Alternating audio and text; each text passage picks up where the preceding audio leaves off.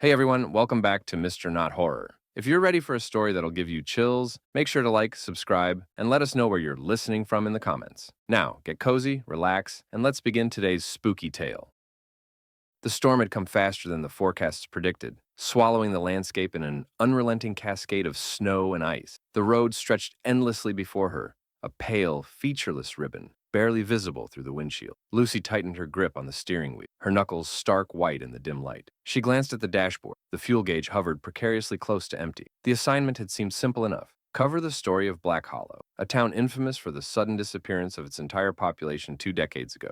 What journalist wouldn't leap at the chance to unravel a mystery like that? But as the storm intensified, the excitement of the scoop was buried under the crushing weight of isolation. Her car sputtered, the engine coughing like a smoker's last breath, before dying altogether. No, no, not now, she muttered, flipping the key in the ignition. The engine groaned but refused to come back to life. She slammed her palm against the wheel, the sound muffled by the blanket of snow already piling on the windshield. The cold crept in almost immediately, slithering through the seams of the car like a living thing. Lucy fumbled for her phone, the screen lighting up to reveal a single bar of signal. A few swipes and taps later, she managed to get through to roadside assistance. "We'll send someone," the operator said. But with this storm, the call dropped before they could finish. Lucy leaned back in her seat, the silence in the car growing oppressive. That was when she noticed it, a small smear of color against the monotony of white. She squinted through the frosted windshield and saw it, a piece of paper flapping wildly against her white. Steeling herself, she pulled on her coat and gloves and stepped out into the storm. The wind howled like a living creature,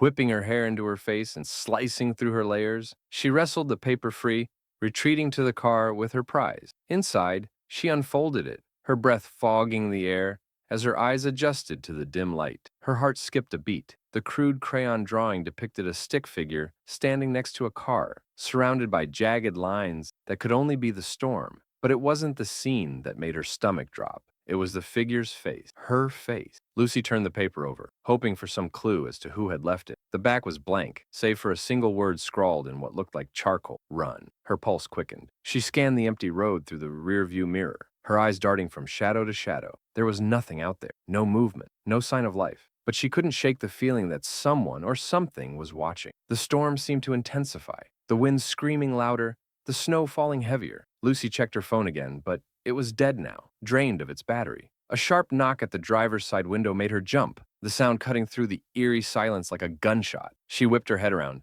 expecting to see a good Samaritan offering help. Instead, there was only a set of faint, frost-coated footprints in the snow, leading from the darkness to her car. The knock came again, but from the passenger side this time. Her breath hitched as she turned, but no one was there. Just the same set of footprints, impossibly crossing to the other side of the vehicle without disturbing the snow in between. Panic set in. She locked the doors and turned the key in the ignition again, desperate for the engine to roar to life. It didn't. The car remained a frozen tomb.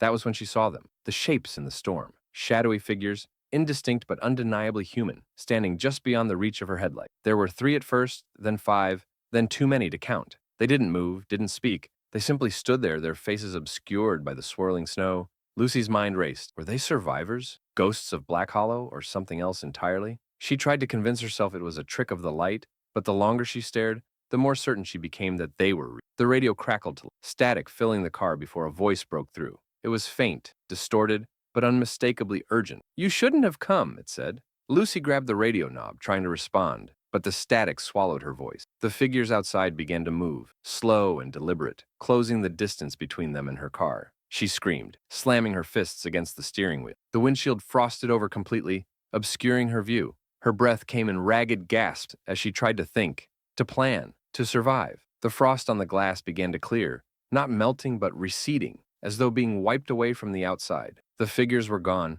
but in their place, words had been scrawled into the frost. "You can't leave." A low, guttural sound came from behind her. Lucy didn't dare turn around. Her reflection in the rearview mirror was enough. A face, not her own, leered at her from the back seat, its eyes pale and lifeless, its mouth curling into a sinister grin. The storm consumed her scream.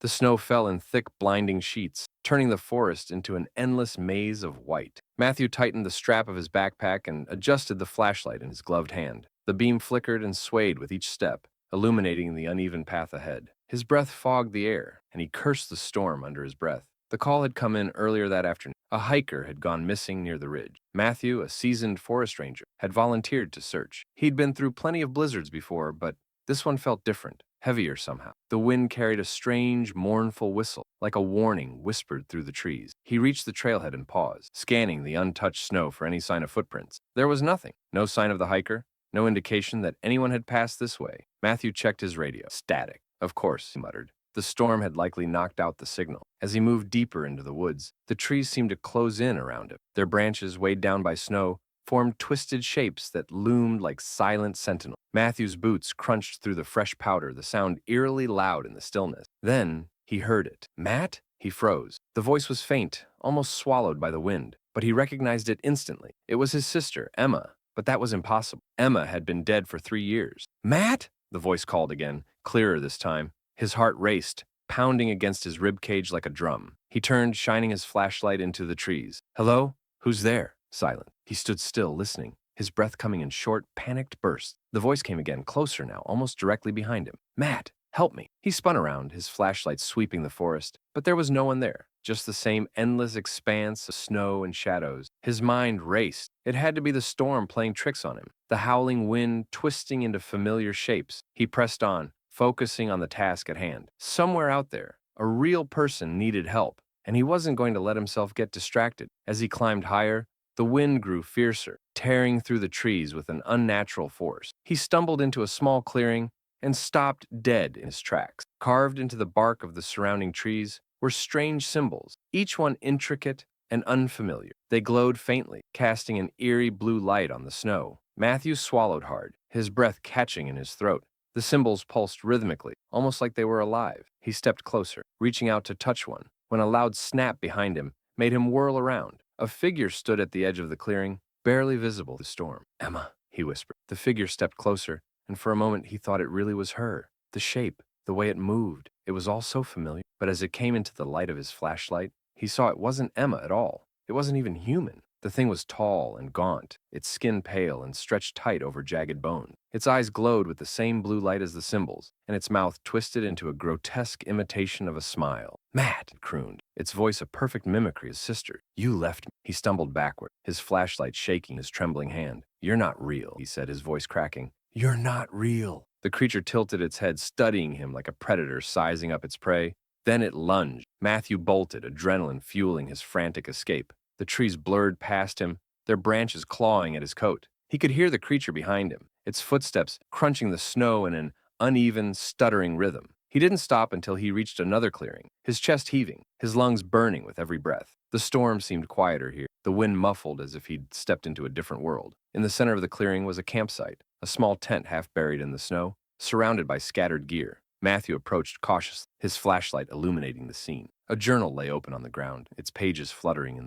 He picked it up, his hand shaking. The last entry sent a chill down his spine. The storm isn't natural. There's something out here, something that watches and waits. If you find this, turn back. Don't listen to the voice. A low growl echoed from the woods, and he turned just in time to see the creature emerge again, its glowing eyes fixed on him. Matthew ran, following a faint trail that seemed to appear out of nowhere. He didn't question. He just ran. The growl grew louder, closer, until it was almost in his ear. He tripped, sprawling into the snow, and rolled onto his back. The creature stood over him, its smile impossibly wide. Stay with me, it whispered, reaching out with skeletal fingers. In a final act of desperation, Matthew grabbed his flare gun from his pack and fired. The bright red light exploded, temporarily blinding the creature. It shrieked, retreating into the storm. Matthew didn't wait to see if it would come back. He ran until he stumbled onto the main trail, where the search party found him hours later, frost-bitten and half delirious. He never told them what he saw or heard, but every winter when the snow begins to fall, he dreams of glowing eyes and hears his sister's voice calling from the trees. The snowstorm had come out of nowhere, as if conjured by some vengeful spirit in the mountain. Nadia cursed under her breath, pulling her scarf tighter against her face. The whiteout was so thick she could barely see a few feet ahead of her snowmobile. She wasn't supposed to be out here. The old cabin was meant to be a secret, a family retreat passed down for generations. Her grandfather had warned her never to go during the winter. Bad things happen in the snow, Nadia, he'd said, his voice thick with the kind of fear that made her young self uneasy. She'd laughed it off then, chalking it up to old superstitions. But now, as the storm howled around her, She couldn't shake the feeling that maybe he'd been right. She'd come here to clear her head, to get away from the noise of the city and the heartbreak of a failed relationship. The plan was simple: a weekend alone, a fire, and some time to think. But now the storm had trapped her, and the unease she'd ignored for years was creeping back, colder than the snow beneath her boots. When the cabin finally appeared through the blizzard, she felt a wave of relief. Its dark outline was barely visible against the swirling white, but it was enough to keep her moving. She parked the snowmobile and trudged through the drifts, her boots sinking into the icy ground. The door creaked as she pushed it open, the sound echoing unnaturally in the stillness. Inside, the air was musty and cold, the scent of wood rot and old ashes lingering. She set her bag down and lit the lantern on the table, casting flickering shadows across the room. The cabin hadn't changed much since she was a kid. The same worn furniture, the same faded photographs on the walls, but there was something off. She couldn't put her finger on it, but the place felt wrong. Shaking off the feeling, she set to work building a fire. As the flames grew, the room filled with warmth, and she allowed herself to relax, if only a little. She rummaged through her bag, pulling out a thermos of coffee and a notebook. She was halfway through jotting down some thoughts when she heard it. A knock. It was faint, almost inaudible over the wind, but it was there. She froze, her pen hovering above the page. No one should be out here, she thought. The cabin was miles from the nearest town, and the storm was relentless. The knock came again, louder this time. Her heart pounded as she approached the door, every nerve in her body screaming for her to turn back. She opened it a crack, the icy wind immediately slicing through the warmth of the room. No one was there. The snow was undisturbed, smooth as a blank canvas. But just as she was about to close the door, she noticed something in the distance, a shadow, tall and thin, barely visible against the blizzard. "Hello?" she called, her voice trembling. The shadow didn't move. She slammed the door and locked it, her breath coming in shallow gasps. She backed away, her eyes darting around the room. The fire crackled, the only sound in the oppressive silence. Then, the knocking started again. This time, it wasn't at the door. It was coming from the window. Nadia turned slowly, her stomach twisting into knots. The window was small, its glass frosted over, but she could just make out a figure pressed against it. The face was pale, almost translucent, with hollow eyes that seemed to stare right through her. She stumbled back, tripping over the chair and falling to the floor. The lantern tipped over, the flame flickering wildly before going out, plunging the room into darkness. The knocking stopped. For a long moment, she sat there in the dark, her breath hitching, her ears straining for any sound.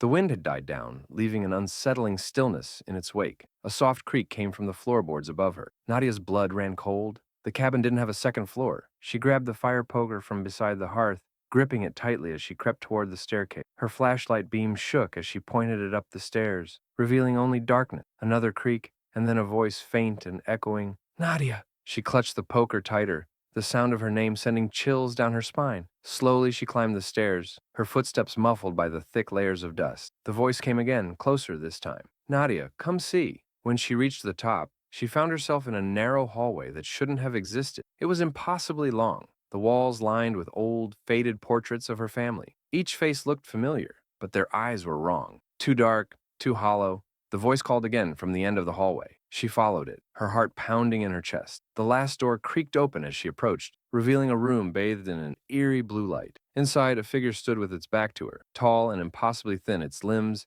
elongated like twisted branches. "Who are you?" she demanded, her voice barely above a whisper. The figure turned slowly, its face a grotesque imitation of her own, its mouth curled into a chilling smile. "I've been waiting for it," Nadia screamed, swinging the poker with all her strength, but it passed through the figure like smoke. The room twisted around her, the walls closing in, the portraits whispering her name. The last thing she remembered was the creature's cold hands on her shoulders, pulling her into the dark. When the storm cleared days later, the cabin was found empty, the door hanging open. Nadia's snowmobile was still outside, half buried in the snow. No one ever saw her, but locals claimed that on stormy nights, you could still hear her voice calling from the woods, "Help me!"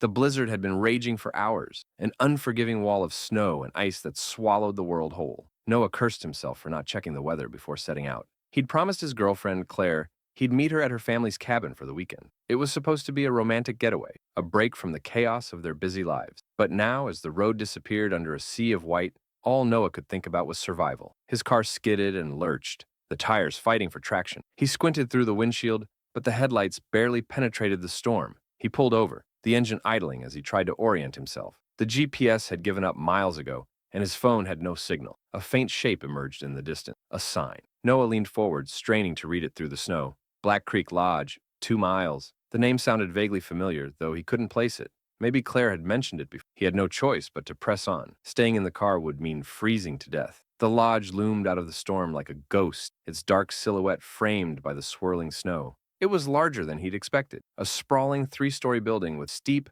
slanted roof and dozens of windows that glinted like dark eyes in the dim light. He parked the car and made his way to the entrance, the wind howling around him. The front door was slightly ajar, swaying in the wind. "Hello?" Noah called as he stepped inside. The lobby was grand but faded, its once elegant furnishings covered in a fine layer of dust. A massive fireplace dominated one wall, but it was cold and empty. The chandelier overhead swayed gently, its crystals chiming like distant bells. "Hello?" he called again, his voice echoing through the cavernous space. No answer. Noah hesitated. The lodge looked abandoned, but it was shelter, and he wasn't about to go back into the storm. He shrugged off his coat and stomped the snow from his boots, his eyes scanning the room. A set of keys hung on a board behind the reception, each one labeled with a room number. He grabbed one, room 207, and made his way up the creaking staircase. The second floor was eerily quiet, the only sound the soft crunch of his boots on the threadbare carpet. He found the room at the end of the hall and unlocked the door. The room was small but clean, with a neatly made bed and a single armchair by the way. Noah dropped his bag on the floor and collapsed onto the bed, exhausted. He pulled out his phone, but the screen was still dead. As he stared at the ceiling, he heard it. Faint footsteps in the hall. Noah sat up, his heart pounding. "Hello? Is someone there?" The footsteps stopped. He opened the door and peered into the hallway, but it was empty. The only movement was flickering of the light bulbs overhead. Shaking his head, he shut the door and locked it. The wind outside howled louder, and the temperature in the room seemed to drop. Noah shivered, pulling the blankets around him. He closed his eyes, trying to will himself to sleep. A soft knock at the door jolted him awake. His breath caught in his throat. "Who is it?" No answer. The knock came again, louder this. Noah hesitated, then grabbed his flashlight and approached the door. He pressed his ear against the wood, listening. The knock came again, so sudden and sharp that he jumped back. He swung the door open, shining the flashlight into the hallway. It was empty. As he stepped back into the room, his flashlight caught something on the mirror above the dresser. A message scrawled in the fogged glass. "Leave!" Noah's stomach dropped. He spun around, shining the light in every corner of the room, but there was no one there. The door had been locked. The knock came again, this time from the window. He turned slowly, his heart hammering in his chest. A face stared back at him through the frosted glass, pale and distorted,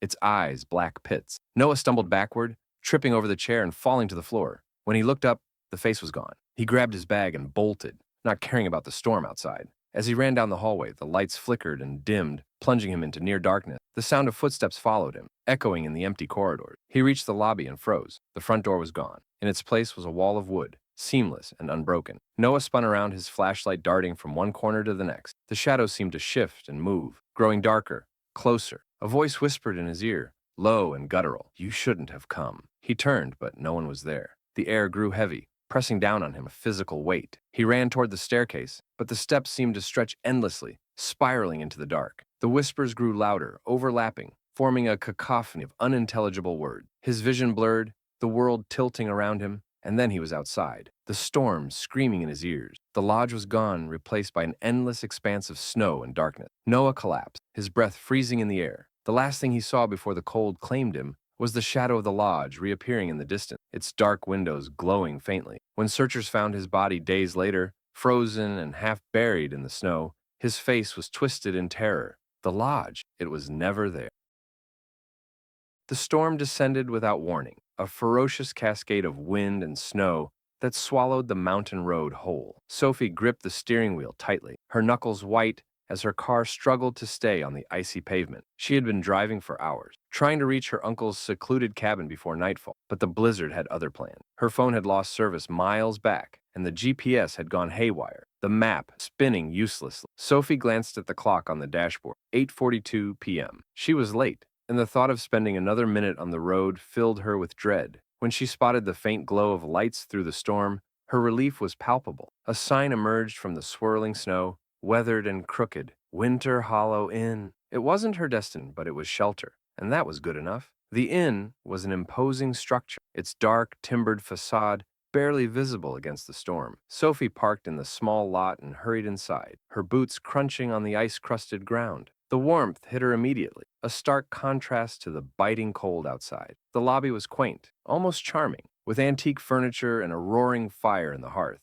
A bell sat on the counter, tarnished but still functional. Sophie rang it, the sound echoing through the otherwise silent space. After a moment, a man emerged from a back room. He was tall and gaunt, with a face that seemed stretched too tight over his sharp features. His eyes were a pale, watery blue, and his smile didn't quite reach them. "Welcome," he said, his voice low and raspy. "You're lucky to have found us in Storm." "Yeah," Sophie said, forcing a nervous laugh. "I wasn't planning on stopping, but the weather had other ideas." The man nodded. "We don't get many visitors this time of year. Let me get you a room." He handed her an old-fashioned key with a tarnished brass tag. "Room 13. Sophie hesitated for a moment. There was something unsettling, though she couldn't quite place why. The man's smile widened. "It's the only room we have left." With no other option, Sophie thanked him and made her way upstairs. The hallway was dimly lit, the floorboards creaking under her feet. The wallpaper was faded, its floral pattern barely discernible. When she found her room, she unlocked the door and stepped inside. The room was small but cozy, with a single bed, a wooden dresser,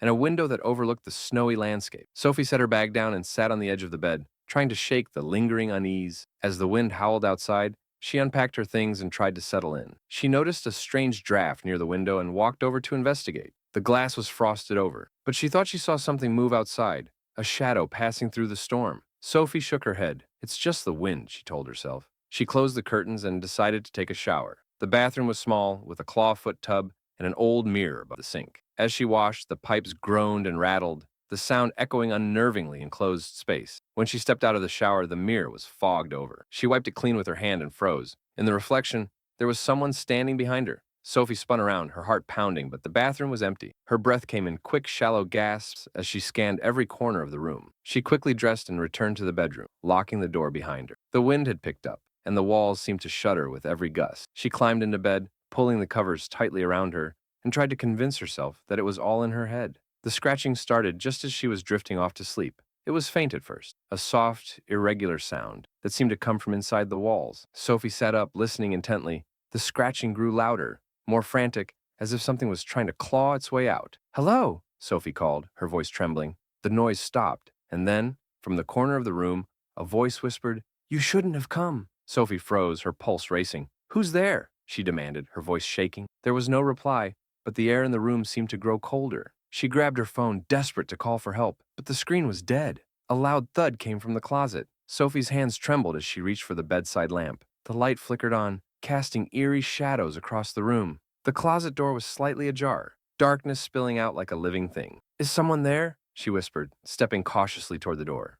The moment she touched the handle, the door swung open violently, revealing nothing but empty space. Yet, the oppressive sense of being watched didn't leave. She turned and her breath caught in her throat. The man from the front desk was standing in the corner of the room, his watery eyes fixed on her. Only, it wasn't him. His face was wrong, distorted and twisted, his smile too wide, his limbs unnaturally long. "Leave," he whispered, his voice echoing unnaturally. Sophie bolted for the door, flinging it open and racing down the hallway. The lights flickered wildly, the shadows dancing like living creatures. When she reached the lobby, it was empty. The fire had gone out and the room was cold and dark. She threw open the front door and ran into the storm, the snow biting at her skin. She didn't stop running until she reached her car. The engine sputtered to life and she drove blindly into the blizzard, tears streaming down her face. The next morning, when the storm had passed, Sophie returned with the police. They found no sign of the inn. The lot where it had stood was empty, buried under untouched snow. The snowstorm had turned the countryside into an endless expanse of white, blanketing the trees and roads in an eerie stillness. For Oliver, the drive was supposed to be a simple one, a quick trip to deliver supplies to an isolated ranger station deep in the woods. He was filling in for his friend Ben, who had begged him to take over for the day. "It's an easy job," Ben had promised. "Just drop off the supplies, check in with the ranger, and you're done." Now, as Oliver squinted through the windshield, he cursed himself for agreeing. The storm had picked up faster than expected, and he hadn't seen another car or a building for miles. The truck's tires crunched on the snow-covered road as he spotted a sign up ahead. Cold Hollow, 5 miles. It wasn't the ranger station, but it was something. His map didn't show anything nearby, but he figured it was better to stop and get his bearing than to risk driving aimlessly in the storm. When he arrived, Cold Hollow was unlike anything he had imagined. It was a small, snowbound village with dark, crooked buildings that leaned into one another like old conspirators. The streets were empty, the windows dark. It felt wrong. Oliver parked his truck near what looked like an inn, the faded sign above the door swinging on rusty hinges. The storm was relentless, and he couldn't see further than a few feet in any direction. As he stepped inside, The heavy wooden door groaned loudly, the sound echoing through the dimly lit space. The inn smelled of mildew and damp wood, the air thick and heavy. A woman stood behind the counter, her pale face illuminated by the flickering light of an oil lamp. "Welcome," she said, her voice soft and distant, like it had traveled a long way to reach him. Oliver hesitated. "I just need direction. I'm trying to find the ranger station." The woman's lips curled into a faint smile. "The storm's too bad for travel tonight. You should stay here until morning. I appreciate the offer, but—" "Room's already prepared," she interrupted, sliding an old-fashioned key across the counter. "Room 9, upstairs." Something about her tone made Oliver's skin crawl, but the thought of braving the storm again made him take the key. He mumbled his thanks and climbed the creaking staircase. The hallway was dimly lit, the wallpaper peeling and stained. Room 9 was at the very end, its door slightly ajar. When he stepped inside, the room was cold and stark, with only a bed, a small table, and a window that rattled in the wind. Oliver set his bag down and rubbed his hands together, trying to warm up. He decided to take a look outside, hoping to get a sense of where he was. But when he opened the curtains, his heart skipped a beat. There were people standing in the snow, dozens, motionless, their faces turned toward the inn. They were too far away to make out any details, but their stillness was unnerving. Oliver stepped back, pulling the curtains shut. He tried to shake the feeling of unease, telling himself it was just his imagination. He lay down on the bed, listening to the wind howl outside, but sleep wouldn't. A soft knock at the door broke the silence. "Who's there?" Oliver called, sitting up. No answer. The knock came again, louder this. He approached the door cautiously, his hand trembling as he reached for the knob. When he opened it, the hallway was empty. A sound behind him made him spin around. The window was open, the curtains fluttering in the icy wind. Oliver rushed to close it, but as he peered outside, the figures in the snow were gone. The room grew colder, the air thick with an unnatural chill. He turned back to the door, but it was no longer there. The walls of the room seemed to close in, the space warping and twisting. The knock came again, this time from inside the room. Oliver's breath hitched as he turned toward the bed. Someone was sitting there, their back to him. It was a man, his head tilted at an unnatural angle, his hands resting on his knees. "Who are you?" Oliver whispered, his voice barely audible. The figure didn't move. "Leave!" Oliver demanded, his voice cracking. The man turned slowly, his face pale and lifeless, his eyes black voids that seemed to pull the light from the room. "You shouldn't have stopped here," the man said, his voice a guttural echo. Oliver stumbled backward, his back hitting the wall. The man rose, his movements jerky and unnatural, and took a step toward him. Panicking, Oliver grabbed the chair from the table and swung it at the figure, but it passed through as if he were striking smoke. The room dissolved around him, the walls melting away into darkness. He was outside again, standing in the snow. The figures had returned, surrounding him now, their faces blank and featureless. The wind died down and the silence was deafening. As they closed in, their whispers filled his ears, unintelligible but filled with malice. The last thing Oliver saw was the inn sign swinging in the wind, its faded letters barely visible. Cold Hollow, no one leave. When the storm cleared days later, searchers found his truck abandoned near an empty field. No trace of Cold Hollow was ever found. The snowstorm had turned the highway into a ghostly ribbon of white, erasing all traces of the road ahead. Emma gripped the steering wheel, her jaw clenched as the wind howled around her car. She had been driving to her childhood home for the holiday, but the blizzard had other plans. The storm grew fiercer, and her headlights barely cut through the thick curtain of snow. When the car's engine sputtered and died, her stomach sank. Emma twisted the key in the ignition, but it only groaned in protest. Stranded in the middle of nowhere, she pulled her coat tighter and looked at her phone. No signal. She spotted something through the storm, a faint light flickering in the distance. Desperate, she grabbed her bag and stepped into the cold, the wind biting at her face. The light led her to a house, an old Victorian mansion that loomed out of the snow like a specter. Its windows glowed with a dim, inviting light, and smoke curled lazily from the chimney. The place seemed impossibly out of place, sitting alone in the middle of a vast, snowy plain. Emma climbed the creaking steps to the front porch and knocked on the heavy wooden door. Moments later, it swung open, revealing a tall woman with sharp features and piercing green eyes. "You're lucky you found us," the woman said with a smile that didn't quite reach her eyes. "Come in, before you freeze to death."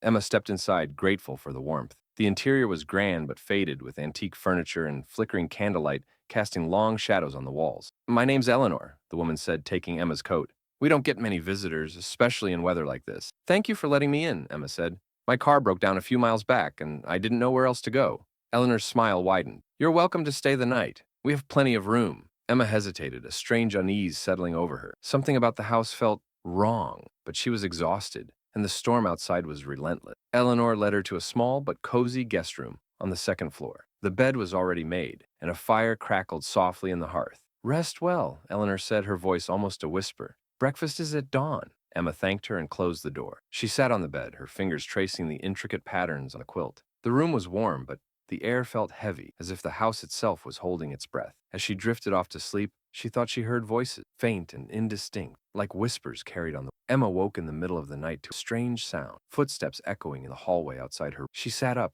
her heart pounding. The footsteps stopped just outside her door. "Hello?" she called, her voice trembling. There was no response, just the sound of the wind rattling the windows. She got out of bed and opened the door, but the hallway was empty. As she stepped back inside, she noticed something strange. Her bag, which she had left by the door, was now sitting on the bed. A cold knot of fear twisted in her stomach. She checked the lock on the door and climbed back into bed, pulling the blankets tightly around her. The whispers returned, louder this, and Emma realized they weren't coming from outside. They were coming from the walls. She pressed her ear against the wood, and her blood ran cold. The whispers were voices, dozens, overlapping and urgent. "Run! Don't stay! They're coming!" Emma jumped back, her breath coming in short gasps. The fire in the hearth flickered violently, and the shadows on the walls seemed to move on their own. A loud knock at the door made her scream. "Emma!" Eleanor's voice called from the hallway, calm and measured. "Are you all right?" Emma hesitated, her hand hovering over the doorknob. Something about Eleanor's voice sounded off.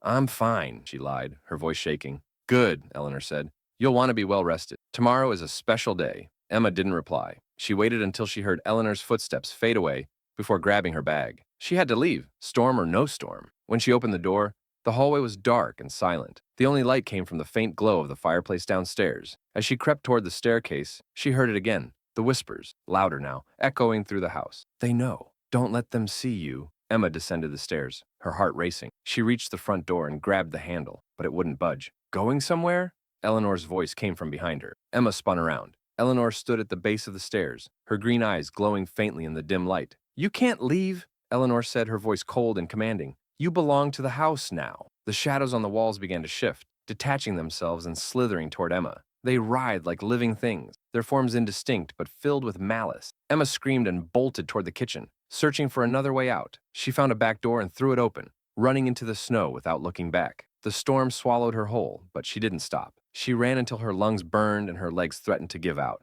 When the storm cleared the next morning, Emma was found by a passing snowplow, wandering the highway in a daze. She tried to tell the authorities about the house, but when they went to investigate, there was nothing there, just an empty field blanketed in snow. Emma never returned to the area, but she couldn't shake the feeling that something was watching her even years later. The house might be gone, but it had marked her, and she would never truly be free.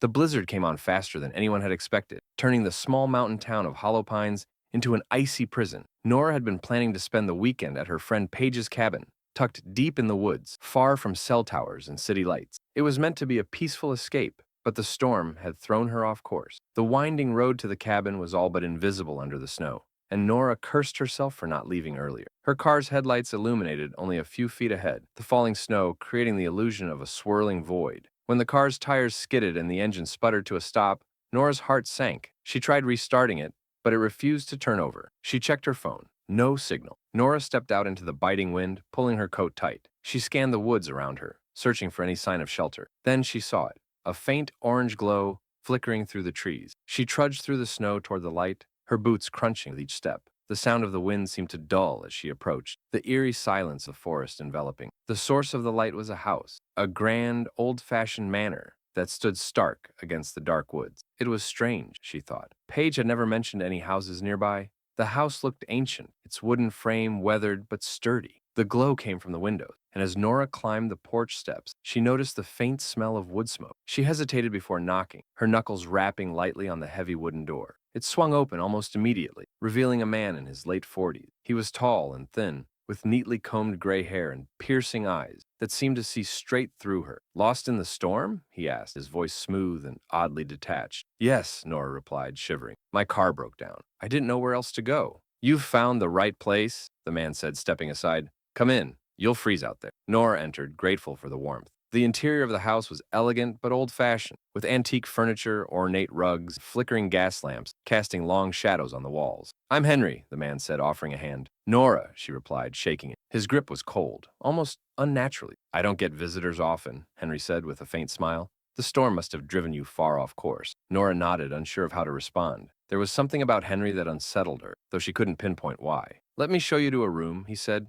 You can rest until the storm passes. He led her up a grand staircase to a guest room at the end of a long hallway. The room was small but warm, with a neatly made bed and a single window overlooking the snowy forest. Thank you, Nora said, setting her bag down. I'll be downstairs if you need anything. He paused for a moment, his gaze lingering on her. And don't wander. With that, he left, closing the door behind him. Nora sat on the bed, trying to shake off the uneasy feeling that had settled over her. She told herself it was just the stress of being stranded, but something about the house felt wrong, off. As the hours passed, the storm outside grew fiercer, the wind howling like a living thing. Nora decided to explore the house, ignoring Henry's warning. The hallway was dimly lit, the shadows from the gas lamps dancing on the walls. She wandered past closed doors, each one marked with strange symbols carved in. Curiosity got the better of her, and she opened one of the doors. The room beyond was dark, but as her eyes adjusted, she saw something that made her blood run cold. The walls were covered in photographs, hundreds of them, each one depicting a different person. In the center of the room was an old wooden chair, its surface scratched and stained.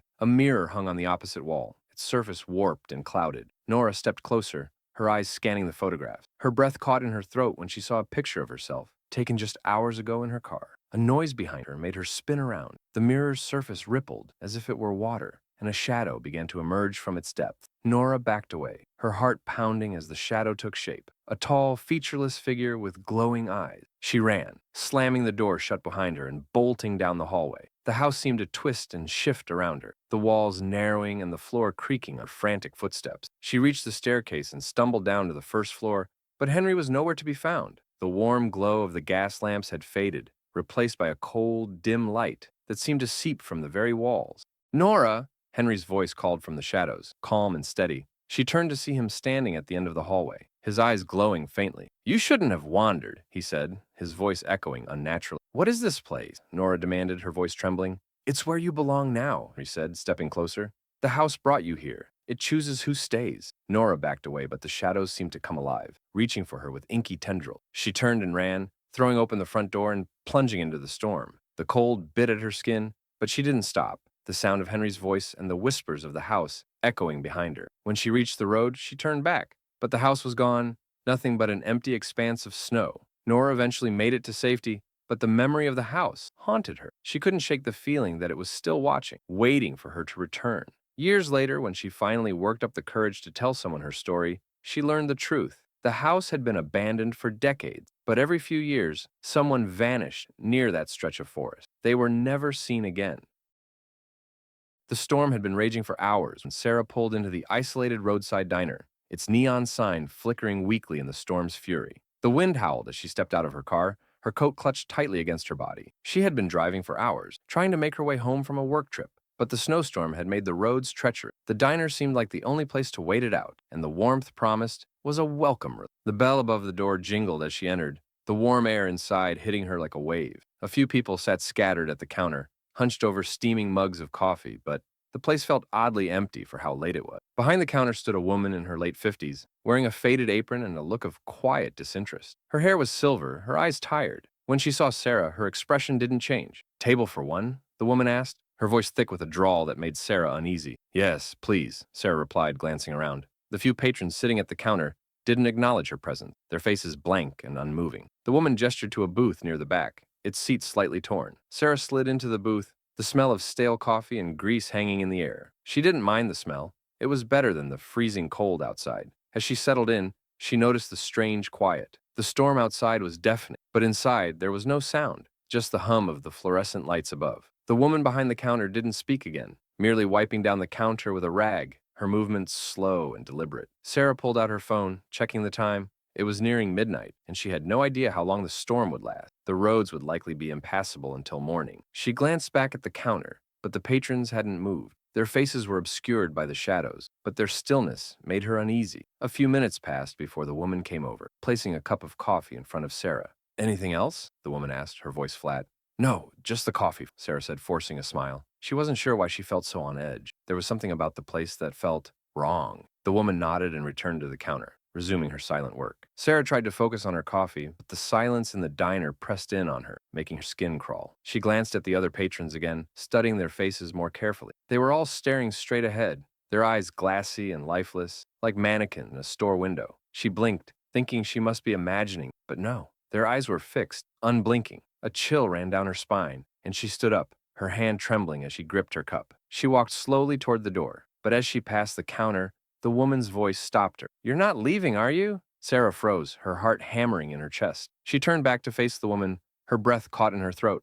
I need to get home," Sarah stammered, trying to keep her voice steady. "You can't leave," the woman said, her voice softer now, almost comforting. "Not while the storm is here. It's not safe." "I'll be fine," Sarah insisted, backing away toward the door. The woman's eyes narrowed and her lips curled into a tight, knowing smile. "No one ever leaves during the storm." The words sent a shock through Sarah's system, her panic rising. The door was only a few feet away, but something told her that leaving would be a mistake. The storm outside seemed to howl louder, as if the very wind was trying to force her to stay. But then, as she reached for the door, the strange stillness of the diner grew unbearable. The patrons, their faces fixed and unmoving, began to shift. Their heads twitched, their eyes darting toward her with an unnatural speed. "Help me," one of them whispered, his voice barely audible, but filled with an edge of desperation.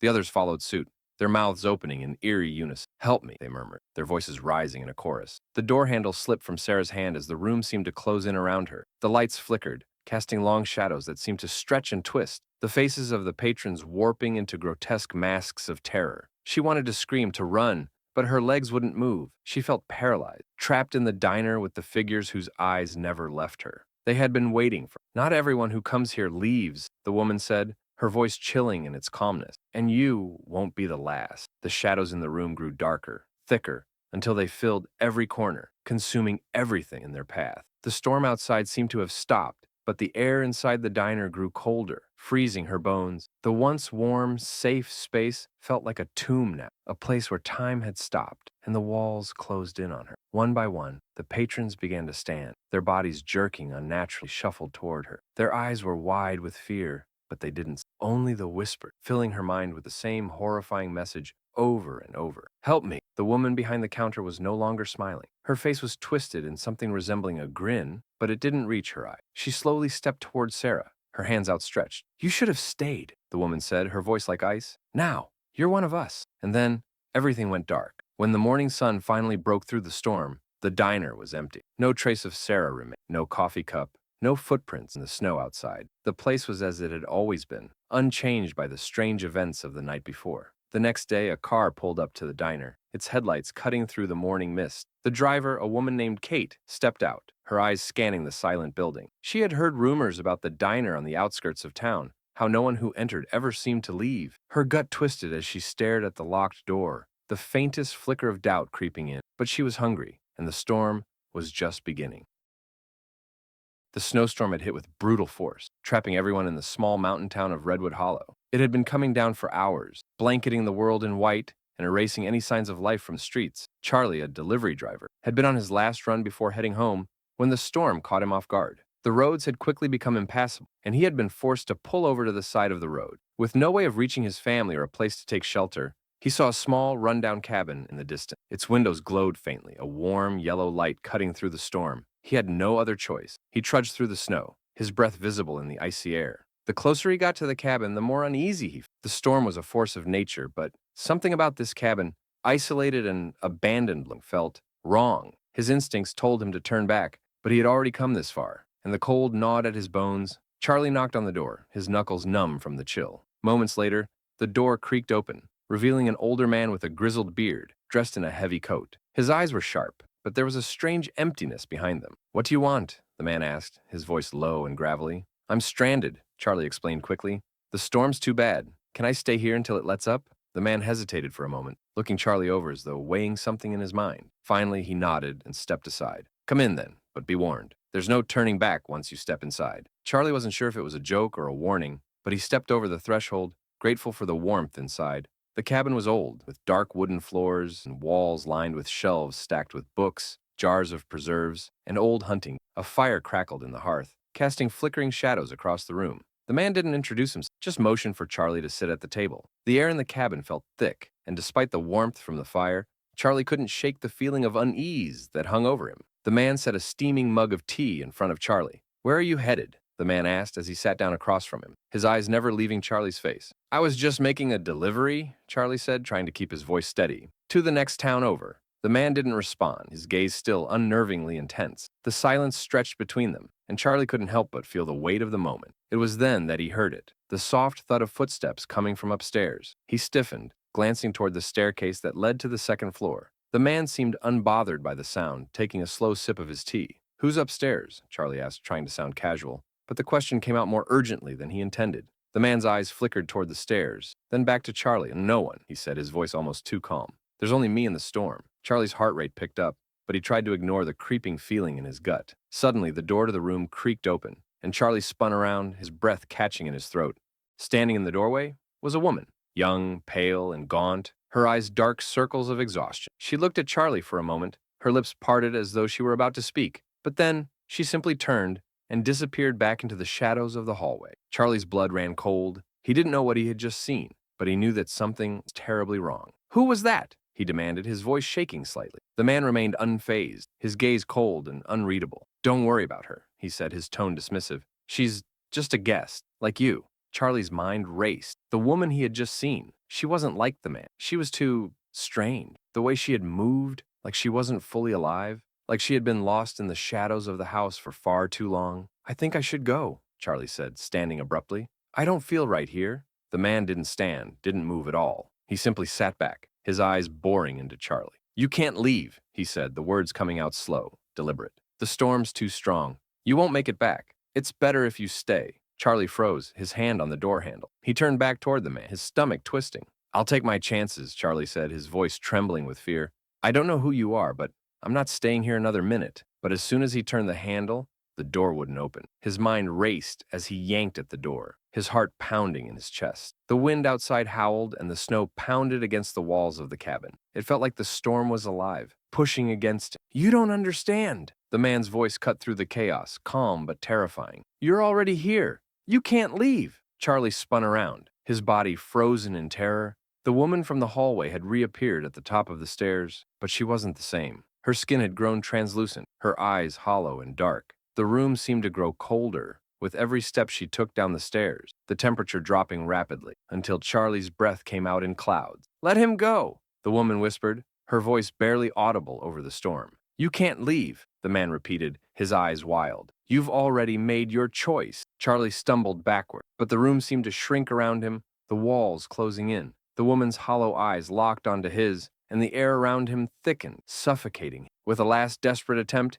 he bolted toward the door. But the moment he reached it, he collided with something invisible, a barrier that he couldn't see but could feel, pressing against him like a wall of ice. "No! Let me out!" he screamed, his voice raw with panic. The storm outside had grown impossibly loud, its howling wind drowning out all other sound. He turned back to the man, who was standing now, smiling, but it wasn't a friendly smile. It was a grin filled with something darker. "You should have never come here," the man said softly, his voice more of a growl now. "The storm has chosen." The last thing Charlie saw before the darkness closed in around him was the woman's empty gaze, and then nothing. The next morning, when the storm finally broke, a hiker found the cabin abandoned, the door wide open. There was no sign of Charlie, no trace of him anywhere, only the strange, unnatural chill that lingered in the air, as though the storm itself had never truly gone away. And the cabin? It was still there, still waiting.